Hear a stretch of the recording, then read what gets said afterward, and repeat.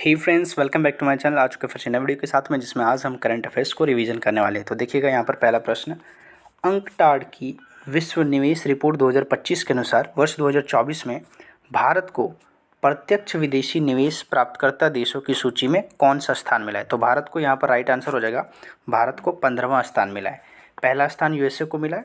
World investment report जो होता है, इसको कौन जारी करता है? अंकटाड जारी करता है। और ये क्या होता है? वर्ल्ड इन्वेस्टमेंट रिपोर्ट, एफडीआई, जिसका फुल फॉर्म होता है फॉरेन डायरेक्ट इन्वेस्टमेंट। इसकी जो स्टेब्लिशन हुआ था अंकटाड का 1964 में इसकी स्थापना हुआ था और इसका मुख्यालय जिनेवा में है। और अभी जो एफडीआई है हमारा, वो 27.6 बिलियन डॉलर जो यहाँ पर हो चुका है, मतलब कि 1.9% ये गिर चुका है भारत का, और पूरे वर्ल्ड में ये 11% में इसमें गिरावट आ चुकी है। समझ गए? चलते हैं दूसरे प्रश्न पे। दूसरा प्रश्न हमारा, हाल ही में H2A रॉकेट की अंतिम उड़ान पर जलवायु परिवर्तन निगरानी उपग्रह गोशेट GW किसने लॉन्च किया है? तो गोशेट GW जो उपग्रह है, इसे लॉन्च करने वाला जापान है, और जापान ने इसको लॉन्च किया है और जलवायु परिवर्तन की निगरानी के लिए इसको लॉन्च किया गया है। मुद्रा जापान का येन, और यहाँ का जो संसद है उसे डाइट कहते हैं। किस रॉकेट से लॉन्च किया? तो H2A रॉकेट। आप यहाँ पर राइट साइड में देख सकते हैं H2A रॉकेट का फोटो, कुछ इस प्रकार का होता है H2A रॉकेट। और ये वो उपग्रह है, ये क्या करेगा? पृथ्वी के चारों ओर घूमेगा, और जलवायु परिवर्तन कभी हो तो उसकी निगरानी हमें पहले ही बता देगा कि जलवायु परिवर्तन होने वाला है। रॉकेट की ये 50वीं और अंतिम उड़ान है इस रॉकेट का। इसके बाद ये रॉकेट कभी नहीं उड़ेगा, ये लास्ट उड़ान है। और इसका उद्देश्य क्या है? क्लाइमेट चेंज पर नज़र रखना। चलते अगले प्रश्न पे। तीसरा प्रश्न हमारा, हाल ही में गोई स्टेट यानी government of India states app को किसने लॉन्च किया? तो एक ऐप लॉन्च हुआ है GOI स्टेट्स ऐप। ये किसने लॉन्च किया? तो इसका राइट आंसर हो जाएगा NSSO, जिसका फुल फॉर्म होता है नेशनल सैंपल सर्वे ऑर्गेनाइजेशन। पता होगा, अभी आपको कल ही हमने 29 जुलाई को पढ़ा था, 29 जून को, कि राष्ट्रीय सांख्यिकी दिवस मनाते हैं PC महालनोबिस के जन्म दिवस के अवसर पर। तो उन्हीं के अवसर पर इस ऐप को लॉन्च किया गया। गवर्नमेंट ऑफ इंडिया स्टेट्स क्यों लॉन्च किया गया? तो देखिएगा, सरकारी जो आंकड़े हैं जैसे कि GDP, महंगाई, रोजगार, ये सबको काउंट करने के लिए। मॉप्सी क्या होता है? मॉप्सी तो सांख्यिकी और कार्यक्रम क्रियान्वयन मंत्रालय को मॉप्सी कहते हैं, और ये NSSO इसी मॉप्सी के अंतर्गत आता है। समझ गए? चलते अगले प्रश्न पे। अगला प्रश्न हमारा, चौथा प्रश्न, हाल ही में आयुष शेट्टी ने किस देश में आयोजित ओपन सुपर 300 खिताब वाले पहले जीतने वाले पहले भारतीय बने? तो अभी US ओपन सुपर 300 हुआ था, बैडमिंटन का एक खेल है और ये ग्राउंड कोर्ट पर होता है। मेल में यहाँ पर विजेता आयुष शेट्टी रहे, जो कि मैंगलोर के रहने वाले हैं, और उप विजेता जो हैं वो ब्राथन, जो कि कनाडा के रहने वाले हैं। वहीं पर फीमेल में जो भारत की रहने वाली हार गई, हालांकि तन्वी शर्मा इनका नाम है, यहाँ पर आप नीचे देख सकते हैं तन्वी शर्मा, और ये हैं हमारे आयुष शेट्टी जी। तो ये पहले भारतीय जीतने वाले बन चुके हैं, आयुष शेट्टी। अगले प्रश्न पर चलते हैं। अगला प्रश्न हमारा, हाल ही में सफाई अपनाओ बीमारी भगाओ अभियान जो है वो किसने लॉन्च किया है? तो इसका राइट आंसर हो जाएगा, महुआ ने लॉन्च किया है। महुआ का फुल फॉर्म होता है ministry of housing and urban affairs. क्या है ये? सफाई अपनाओ और बीमारी भगाओ अभियान। तो मनोहर लाल खट्टर, आपको पता होगा, इसके मंत्री हैं महुआ के, अभी ministry of housing and urban affairs के। और ये कब से कब तक चलेगा ये अभियान? तो 1 जुलाई से 31 जुलाई तक चलेगा। और इसका टैगलाइन है स्वभाव में स्वच्छता, संस्कार में स्वच्छता।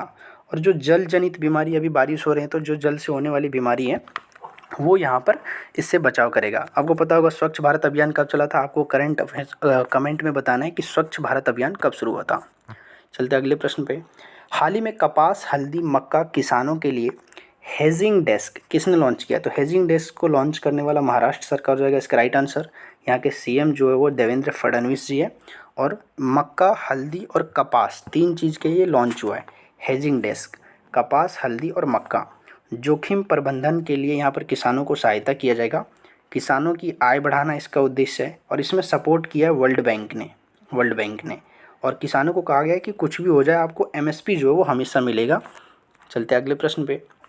अगला प्रश्न हमारा, हाल ही में वर्ष 2020 से 25 के लिए संरक्षित क्षेत्रों के राष्ट्रीय मूल्यांकन में शीर्ष स्थान जो वो किसे हासिल किया है? तो केरला इसका राइट आंसर हो जाएगा। केरला ने शीर्ष स्थान हासिल किया, और चंडीगढ़, दोनों ने किया है। लेकिन अगर राज्य पूछा है तो केवल केरला, ये UT हो जाएगा ना, चंडीगढ़। तो राष्ट्रीय उद्यान और वन्यजीव अभ्यारण्य में जो है सबसे पहला स्थान किसने हासिल किया है? केरला ने। बहुत अच्छा कैटेगरी बनाया गया था एक, तो उसमें केरला और चंडीगढ़ शामिल था। और केरला का एराविकुलम राष्ट्रीय उद्यान और एक और राष्ट्रीय उद्यान है जो टॉप में शामिल हुआ है, जो जम्मू कश्मीर का है, दाची-गम राष्ट्रीय उद्यान। चलते अगले प्रश्न पे। अगला प्रश्न हमारा, हाल ही में राजस्व खुफिया निदेशालय ने पाकिस्तानी मूल के सामानों के विरुद्ध कौन सा ऑपरेशन जो है यहाँ पर चलाया है? तो इसका राइट आंसर हो जाएगा ऑपरेशन डीप मैनिफेस्ट चलाया। किसने चलाया? राजस्व खुफिया निदेशालय ने चलाया। पाकिस्तान क्या करता है कि अपना सामान सबसे पहले वो दुबई में भेजता है और फिर वो दुबई से अवैध तरीके से भारत में आयात होता है, और इसको रोकने के लिए जो है ये ऑपरेशन चलाया गया, operation deep manifest. Right side में देख सकते हैं ऑपरेशन डीप मैनिफेस्ट, DRI यानी कि राजस्व खुफिया निदेशालय के लोगों ने चलाया।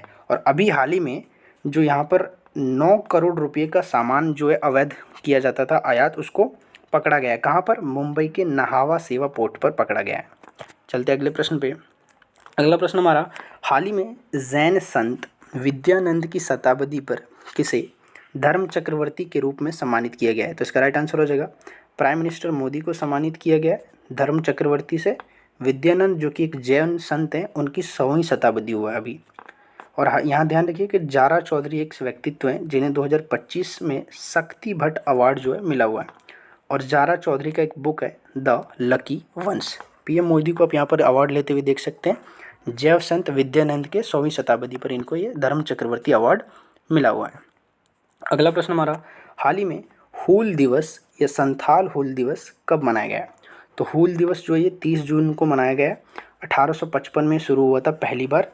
ब्रिटिश ईस्ट इंडिया कंपनी के खिलाफ जो है सिद्धू और कान्हो, ये दो नेता बहुत महत्वपूर्ण है। हूल विद्रोह से पूछेगा कौन संबंधित थे, तो सिद्धू कान्हो उनका मूर्ति यहाँ पर राइट साइड देख सकते हैं। सिद्धू कान्हो चांद भैरव भी थे, लेकिन ज़्यादा जो इंपॉर्टेंट वहाँ पर सिद्धू और कान्हो जी ने रोल दिया था।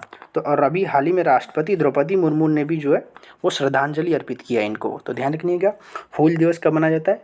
30 जून को। और पता होगा ये हूल दिवस जो है ये झारखंड का एक विद्रोह था, हूल विद्रोह। अगले प्रश्न पे देखते हैं, केंद्र सरकार ने बेहतर जनजातीय योजना क्रियान्वयन के लिए आदि कर्मयोगी कार्यक्रम किया शुरू। तो अभी केंद्र सरकार ने एक कार्यक्रम शुरू किया जिसका नाम है आदि कर्मयोगी कार्यक्रम। क्यों शुरू किया? तो किसने शुरू किया पूछेगा, तो केंद्रीय जनजाति मंत्रालय ने शुरू किया।